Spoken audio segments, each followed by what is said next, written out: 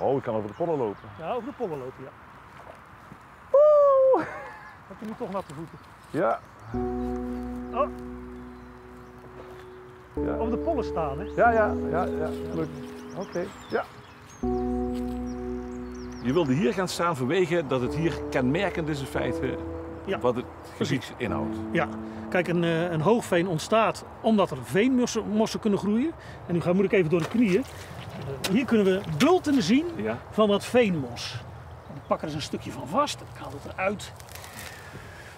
Veenmossen kunnen groeien alleen maar omdat er water, ze kunnen water opnemen en daar halen ze al hun voedingsstoffen uit. En je hebt dus gezien, dit is duidelijk boven de waterspiegel. Ja. Net was het kletsnat, hier denk je van het is droog, maar ik kan hem gewoon uitwringen. Er zit water in het mos. Ja, je merkt het ook als je hier staat. Dat het, hier merk je dat je kan deinen. Het trilt een beetje.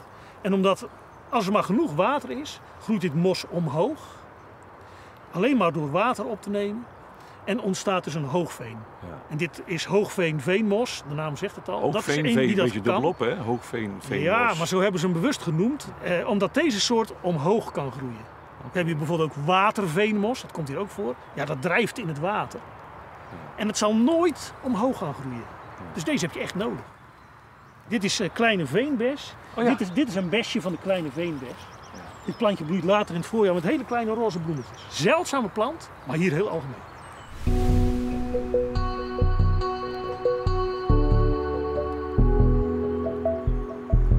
Nou, we zijn nu naar de lavendelhei gelopen. Dat vind ik echt het juweel van de Tuspeel. En je ziet het ook hier alweer. Hij staat dan in die veenmosbulten. Ja, met en het is leuk, kleur.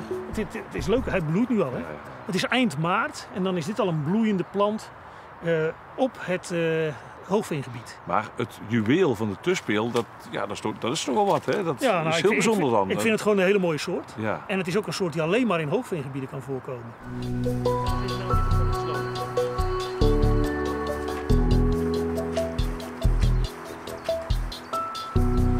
Ja, van roze naar wit. Ja, zeker. Nou ja, dit is het eenarig wollegras. Het is een hele algemene plant op de Tuspeel. Eenarig, wat is dat? Eenarig betekent, kijk, als ik er eens een uittrek, dan zie je dat er één zo'n witte bol bovenop de stengel zit. Okay. Dit is dan de aren, daar heeft hij er één van.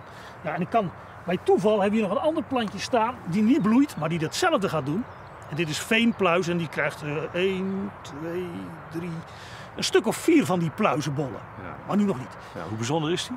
Nou, deze soort komt echt ook weinig in Limburg voor.